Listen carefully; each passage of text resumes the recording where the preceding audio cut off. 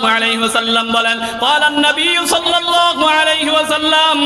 قال تعالى يا بني آدم إنك لو أتيتني بتراب الأرض خطايا ثم لقيتني لا تشرك بالله আল্লাহ তাআলা বলেন হে বনি আদম তোমরা যদি দুনিয়ার যত ধরনের মাটি আছে সমস্ত মাটি পর্যন্ত গুনাহ নিয়ে আমার কাছে উপস্থিত হও যদি শিরক না করো তাহলে আমি আল্লাহ তাআলা maaf করে দিব কিন্তু বান্দার হকের থেকে যদি একটু পরিমাণও যদি আমার কাছে নিয়ে আসো আমি আল্লাহ তাআলা ক্ষমা করব না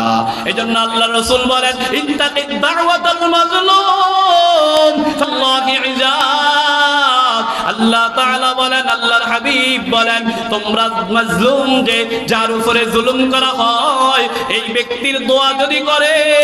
এই দোয়া থেকে বেঁচে থাকো কারণ তার দোয়া আর আল্লাহর মাঝে কোনো ধরনের পার্টি